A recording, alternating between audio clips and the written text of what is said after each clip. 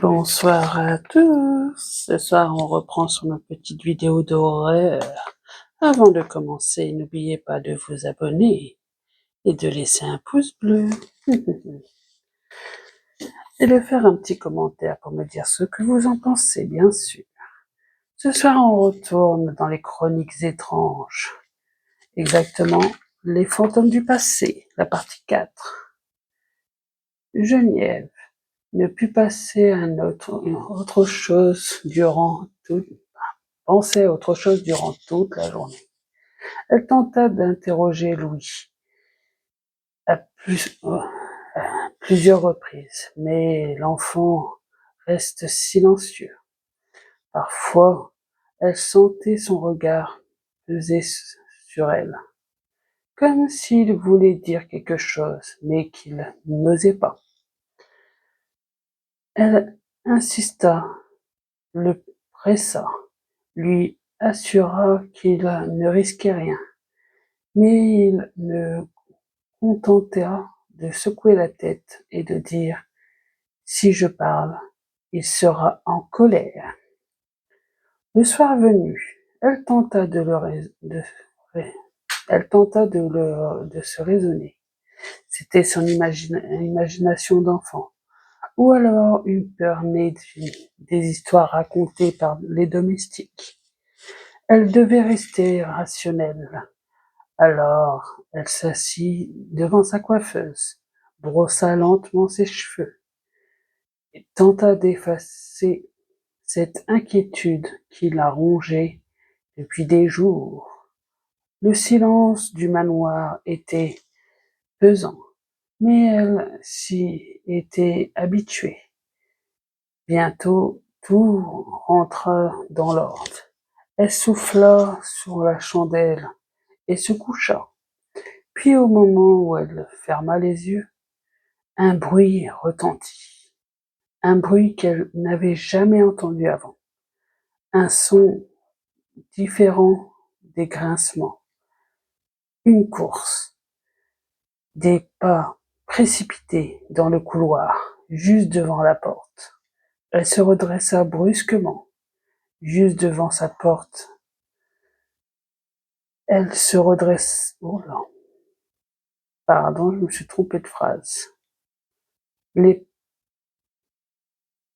Oh là. Des pas précipités dans le couloir, juste devant sa porte. Elle se redressa brusquement, son cœur battant à tout rompre. Les pas s'arrêtaient net. Elle tendit l'oreille, sa respiration coupée. Silence, puis toc toc toc. 3 coups lents contre sa porte. Elle sursauta violemment, plaquant une main sur sa bouche. La poignée trembla. Quelqu'un était là, juste derrière. Elle ouvrit la bouche, tenta d'appeler un domestique, son mari, quelqu'un, mais aucun son ne sortit. Ses doigts se crispaient sur les draps. La poignée cessa de bouger. Des secondes retentit, puis les pas reculaient, s'éloignaient et s'arrêtant devant la chambre de Louis. Geneviève bondit hors de son lit et ouvrit la porte d'un geste brusque. Le couloir était vide, mais au loin, la porte de la chambre de Louis était entr'ouverte. Elle était certaine de l'avoir fermée, son cœur battant. Elle s'approcha lentement, tentant d'ignorer la nausée qui lui nouait l'estomac. Elle poussa la porte. Louis était debout face au mur. Sa petite silhouette, frêle, était immobile. Ses poings étaient serrés. Mon ange, chuchota-t-elle. Il ne répond pas.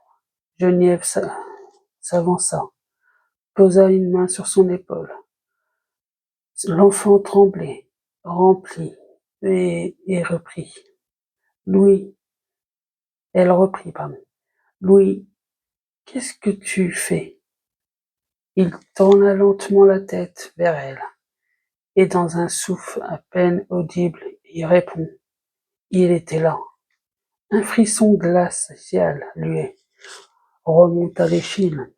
Qui ça? Demanda-t-elle, d'une voix à peine plus forte qu'un murmure. Louis cligna des yeux, puis il leva un doigt et pointa le mur. Geneviève sentit son corps rentrer, se raidir. Tu veux dire dehors? L'enfant secoua la tête. Non. Il enlève